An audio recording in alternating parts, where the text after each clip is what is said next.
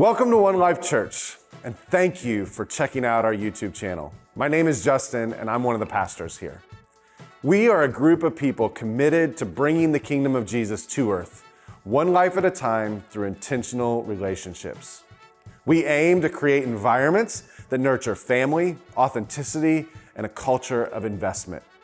We believe that one life can make a difference, and we want to help you do just that. Now, whether you're exploring faith, or you're looking for a new church home, or you're seeking a deeper connection with Jesus, I want you to know that you are welcome here.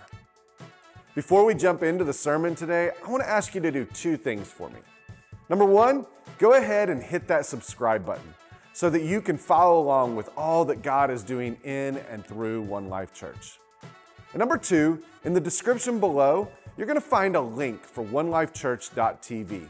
This is where you can learn more about our church and how you can get involved. If you live in the Concord, North Carolina area, I want to invite you to join us in person on a Sunday morning at 10:30 a.m. You can plan your visit at onelifechurch.tv. I pray that today's sermon is an encouragement to you as you follow Jesus today and in the days to come. At One Life you will find. Good morning, everybody. It's good to see you all. I introduced myself at communion, but if you didn't hear me, I'm Carrie. So before we get started, my husband and I celebrated our 14th wedding anniversary this week. Woohoo! Good times, January 2011. And last night, we decided, that's why our boys aren't here. My parents have them. We went on a date. It was great. We went to Birkdale, went ice skating. Ice skating hits different after 40, y'all. Like, way different. The last time we had gone was pre-kids when we were in our 20s, and it's not like riding a bike. But I only fell once, and it was not my fault. Paul can confirm. Someone ran into me. And last night before Paul and I went to bed, I was like, all right, let's take bets. What's going to hurt tomorrow? And so we woke up, and I was like, I feel okay. And Paul was like, yeah, I feel okay too. It hit after backstage. Everything below my ankles is like really unhappy. So if I'm not moving, and yeah, I don't know why. I'm just so, if I'm limping, it's fine. I didn't have an accident. Nothing bad happened. I'm just 40. So there we go. So today we are continuing our At One Life You Will Find series, and they're based on the statements that we've had on the wall back there in the lobby for the past several months. And last week, Justin explained how we came up with these statements and how long and how much time we invested in perfecting them to exactly what we wanted to say. So I'm excited that I get to talk about the one today. At One Life You Will Find a church where people know your name. Because it's one of the first ones that came up in this conversation. And it's the only one that makes you think of the Cheers theme song. So let's go ahead, get it out of our system. You want to be where you can see our troubles are all the same. You want to go where everybody knows your name. Yay! Now it's going to be stuck in your head all week. Good job, you guys. So when I started thinking about this several months ago, it actually all started with Facebook, for real. I have a lot of stories that start that way. Now, I've mentioned before that I'm in several local parenting Facebook groups, and at least 2 to 3 times a week, the subject of church comes up. And I guess the algorithm knows who I am and what I do because I see literally every single one of those. Even if it's like 30,000 people in the group, like the Charlotte Moms group, I will see the posts of people looking for churches. And the posts generally go like this. I'm looking for a church who will welcome a single mom. I'm looking for a church who will preach the gospel. I'm looking for a church with modern worship. The most common one, I'm looking for a church with an awesome kids ministry. And on most posts like that, I'm like, hey, I am one of the pastors at One Life Church in Concord. Here's our website, and I'd be happy to meet you for coffee this week. Every single time. I've made some friends that way. It's been really kind of cool. But I remember that particular week, right before the staff had this conversation, I saw one that kind of surprised me.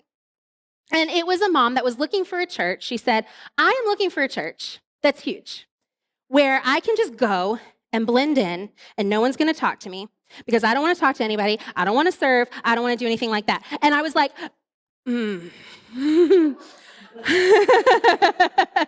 I said, we would freak them out. I'm guessing there's a lot of churches out there that can fill that void. And that was like a bless and release. So when we started this conversation, the first thing I said on this list was something like, this is not the church where you're going to go to disappear. This is the church you're going to go to belong. And I mean, look around here. Ain't none of y'all hiding. I see every single one of your faces. In fact, in preparation for the message, if the past couple weeks you've caught me looking at you in the middle of the sermon like a creeper, there was a reason. It was for research. I have been sneaking glances from over there around the room for the past few weeks, just trying to make sure I know everybody's name and how many names I could name in this room. And honestly, it was pretty much everybody. And a couple months ago, the staff actually sat in our office after a meeting one day, and we decided to type up the names of everybody in our church and their kids from our brains, no database, no social media, just us talking. It only took us about 30 minutes to get everybody. If you are looking for a church where you can just blend into the background, we are not it. But if you want a place where people are going to know your name, well, now we can talk. And I was thinking about this value that we have for One Life and how it really wouldn't be possible or valued in a lot of other environments. I was like, that's what makes church special. That makes us special. We are so special because we care about names. And then I started researching and was super duper wrong. And that's fine, because all data is good data. I was very wrong about this, because there is a ton of research out there about the value of people knowing each other's names, especially in the business world. And I know literally nothing about the business world. Amy can tell you that. I'm clueless. And I was like, there were these really cool articles on Forbes and all of that about how if you know your employees and your customers' names, it will build relationships and it will communicate to them that they are valued and that they matter. And I thought that was so cool.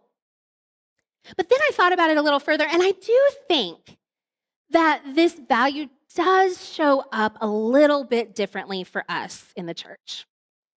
Because for followers of Jesus, learning and using names, it's not just about building better connections. It's about reflecting Jesus and his heart for others. Jesus placed a high value on names to show people that they were seen, that they were known, that they were loved. And when we do the same, we're not just practicing a nicety or an etiquette or common courtesy. We are embodying the way of Jesus in our relationships. Names are so important in the Bible. They're used to identify, to describe, to establish a change in somebody's life. And I was reading about what names meant in antiquity, in the ancient world, and one of the books I was looking at said this. In the ancient world, names weren't just a random collection of sounds to identify someone or something. A name revealed the very essence of a person, their character, identity, and even their destiny. To know someone's name was to truly know something about who they were at their core. Knowing someone's name meant knowing who they were at their core, who they belonged to, who they worshiped. Names were chosen with gravity and ceremony. Names were respected and sacred. So let's remember that as we look through that lens and explore some of the functions of names in Scripture, and then talk a little bit about what that means for us and what it means for the church today. So names establish relationships. That's the first thing we learn about names in the Bible. Names establish relationships. Who are the first named people in the Bible? You can answer. Adam and Eve, absolutely. Adam and Eve. But did you know that they didn't start that way? They don't actually get the names Adam and Eve until Genesis chapter 4, after they're kicked out of the garden. And the whole man-woman thing doesn't happen right away either. Shocker, I know. This is one of those places in our English Bibles that it really has a tough time capturing the essence of what's really going on in the story. So we're going to do just a quick check of the Hebrew, because I love it. We're going to learn a new Hebrew name, or Hebrew word today. Ha-adam. Say it. Ha-adam. Ha-adam. Means human. Ha-adam. Human. But in most of our English Bibles, this word's translated man. But it really can be used as this general term for humanity. And it comes from the word adamah, which means earth or dirt, ground. So ha'adam comes from adamah. And sometimes I've seen writers, to clarify this, actually use the word dirtling or earthling in place of man for this word. Earthling, person. And this is the word that is used to describe the first person until Genesis 2:23. That's when it changes. So we're going to look at these two of these verses, 22 and 23 in English, and then I'm going to show you what I mean, okay? So this is right after God saw that it wasn't good that the ha'adam was alone, okay? Then the Lord God made a woman from the rib he had taken out of the man, the ha'adam, and he brought her to the man. The man said, "This is now bone of my bones and flesh of my flesh. She shall be called woman, for she was taken out of man." Okay, right there. That last man is different from the other uses of men or man in that verse. All the other ones, it's ha'adam, earthling, dirtling, dirt person. But at the end, that very last one is ish. You can say it, it's easy. Ish. Ish. Okay? Ish means man or male. It can't mean anything else. Male, man. Not mailman, but a male fan person. And it's not connected to the word Adamah anymore. He is no longer connected to the earth. He is now connected to the woman. Because in Hebrew, the word for woman is Isha. You can say it, Isha. So now he is not Ha'adam connected to Adamah. He is now Ish connected to Isha. You see, when only one human was on the planet, there was no need to have an identifying name. It was only once there was somebody else that it became important. And the first thing this man does is to name her and connect her name to his, signifying, hey, you are like me. You are part of my life. You are the Isha to my Ish. Learning a name is the very first step in any relationship you have, every single one. Without names, it's honestly impossible to have any meaningful connection. I mean, it would be crazy to introduce your fiance to your parents like, hey, here's a person, I'm going to marry them. Or like, oh, I want you to meet my lifelong best friend, this girl. You just can't. At One Life, relationships are at the core of who we are. And that starts with knowing each other's names. Now, when you came in this morning, there was a table, and you were asked to put on a name tag. And I love that you guys understood the assignment. Everyone's doing it. Now, here's the deal. I know we're small, but consider today your cheat sheet. If there is somebody that you have seen around here for a long time, and maybe you've talked, but you have totally blanked on their name, today's the day. We don't have to make it awkward. Okay, go find them, have a conversation, and then glance, and now you know their name. Also, if you're new and you seriously don't know a lot of people's names, I hope by today you'll at least get a handful.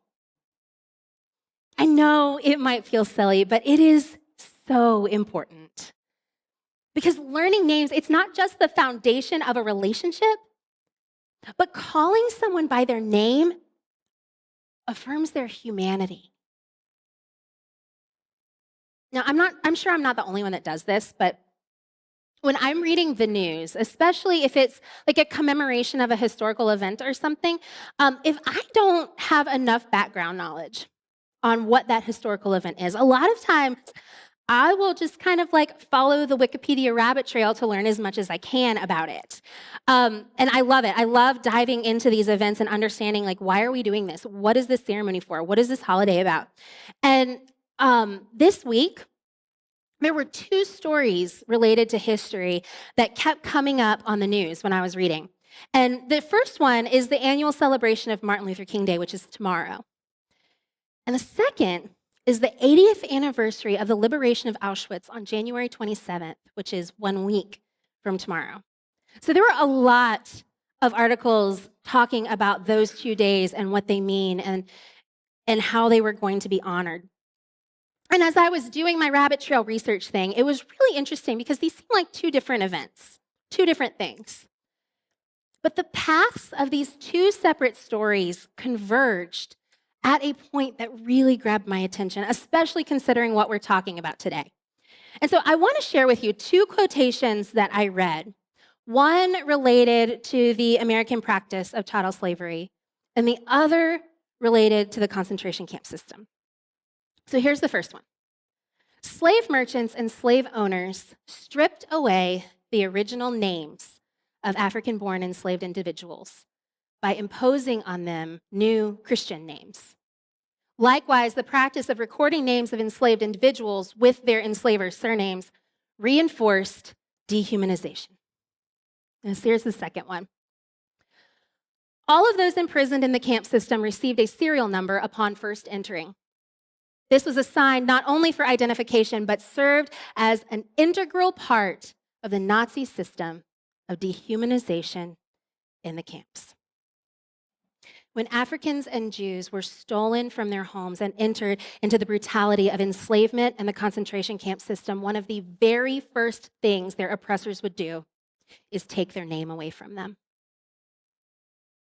Africans were given Christian names as their first name, and their enslaver's name as their last name.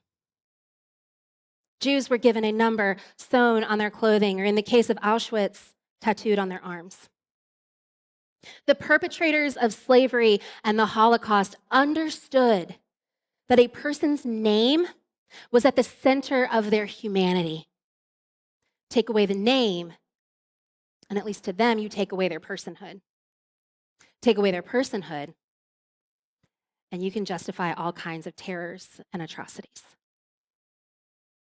In the journal article I mentioned at the beginning, the first quote, it was actually about the effort of historians and anthropologists to go back through the documents of both of these times in history and uncover as many names as possible. And as the names are found in places all over the South, all over Europe, there are these memorial walls where names are engraved so that people can go and look at these names and say them out loud to honor that that was a real person who existed. That was a human with value, a human who deserved better, a beloved soul. And we can remember so it never happens again. There is so much power in knowing someone's name. And I don't think it would be surprising to anybody that Jesus, the author of humanity, knew this kind of power. And I just want us to look at a few snapshots from Jesus' ministry where he called someone by name and changed their life. The first is in Luke chapter 19. Jesus entered Jericho and was passing through. A man was there by the name of Zacchaeus. He was a chief tax collector and was wealthy. He wanted to see who Jesus was, but because he was short, he could not see over the crowd. So he ran ahead and climbed a sycamore fig tree to see him, since Jesus was coming that way. When Jesus reached the spot, he looked up and said to him, "Zacchaeus, come down immediately. I must stay at your house today." So he came down at once and welcomed him gladly. All the people saw this and began to mutter, "He's gone to be the guest of a sinner." But Zacchaeus stood up and said to the Lord, "Look, Lord, here and now I give half of my possessions to the poor, and if I've cheated anybody out of anything, I will pay back 4 times the amount." When Zacchaeus climbed up in that tree, he simply thought he was just going to catch a glimpse of the famous teacher from Galilee. But Jesus had something so much bigger in mind for that wee little man. He looked up in that tree, and he didn't say, "Hey, you," or "Get down here, you rotten thief." No, he called him by his name, Zacchaeus, a name that meant pure or innocent, which was the farthest thing from what Zacchaeus was in that moment. But by calling Zacchaeus his name, Jesus reflected his true identity, an identity that would be reclaimed through repentance and restoration. By calling Zacchaeus this name, he affirmed his identity, not his occupation. Let's look at another one. Jesus asks his disciples, "Who do you say that I am?" Simon Peter answered, "You are the Messiah, the Son of the living God." Jesus replied, "Blessed are you, Simon, son of Jonah, for this was not revealed to you by flesh and blood, but by my Father in heaven. And I tell you that you are Peter, and on this rock I will build my church, and the gates of Hades will not overcome it."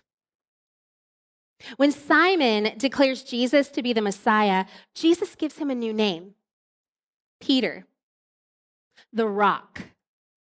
Peter's bold declaration was going to be the foundation of the church. And we learn that Peter becomes the first leader of that church. When Jesus changed Peter's name, he changed the course of Peter's life. He gave him a brand new calling, a brand new vision. And I wonder how many times this conversation came to mind as Peter was part of the fledgling church in Acts. How many times this gave Peter the courage to speak up, to be brave in times of imprisonment and persecution, to be able to face punishment and eventual death. How many times Peter had to say, "Jesus called me Peter. I am a rock. He makes me strong." It gave him a purpose and an identity. And look at one more, though there are plenty of other examples. Now, Mary stood outside the tomb crying. As she wept, she bent over to look into the tomb. And she saw 2 angels in white seated where Jesus' body had been, one at the head and the other at the foot. They asked her, "Woman, why are you crying?" "They've taken my Lord away, and I don't know where they've put him." At this, she turned around and saw Jesus standing there, but she did not realize it was Jesus. He asked her, "Woman, why are you crying? Who is it you're looking for?" Thinking he was the gardener, she said, "Sir, if you carried him away, tell me where you have put him, and I will get him."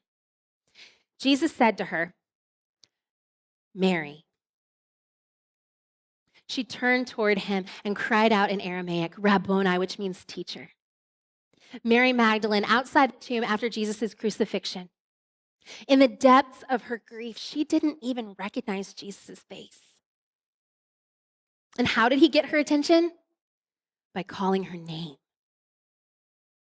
How many times had she heard him say it? She probably had memorized every single way he said every syllable. Because when the unknown man said, "Mary," she immediately knew who was saying it. And all of her grief and her sorrow melted as death was undone and remade into victory. And it all happened at the sound of her name.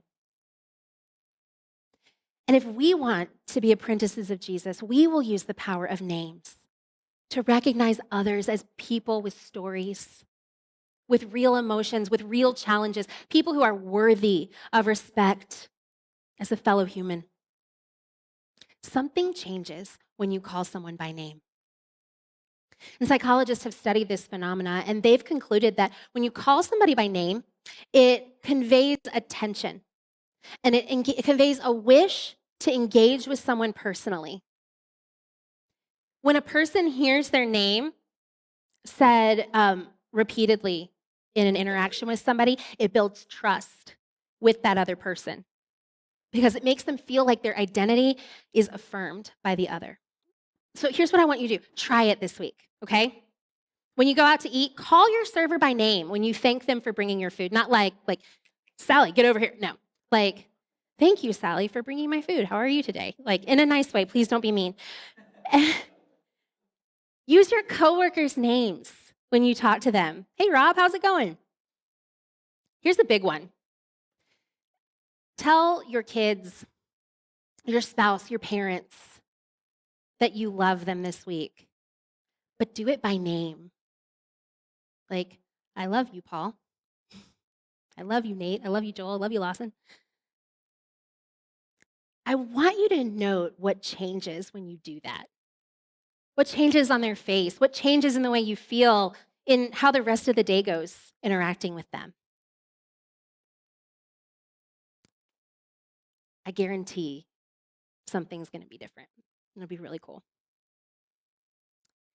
Finally, we want to know your name because Jesus already does. The verse I read at communion, I read it on purpose because I'm going to read it again. Jesus says this, "The one who enters by the gate is the shepherd of the sheep. The gatekeeper opens the gate for him, and the sheep listen to his voice. He calls him his own sheep by name and leads them out. I am the good shepherd. I know my sheep, and my sheep know me. Just as the Father knows me, and I know the Father. And I lay down my life for the sheep." Can you go back? Can you go back one more? I don't have this written down, but sometimes things strike you in the middle of reading a verse that you've never noticed before. Did you notice that Jesus says, look, I know my sheep and my sheep know me, okay? So Jesus says, I know you, you know me. Look at the next one. Just as the Father knows me and I know the Father. So if you think about it, how intimately connected are Jesus and the Father? They're one. So intimately connected. And he said that is how he knows us. We're not just a name on a list in heaven. Jesus knows you as intimately as he knows the Father. That is amazing. Jesus knows your name. The one who was there in the beginning, who created all things, who hung the stars and poured the oceans, he knows your name. And not only that, he's given you a new one. Actually, several new names. Our host team is going to come around in a second. We're going to do something with this. They're going to give you a name tag, another name tag, and a list, okay?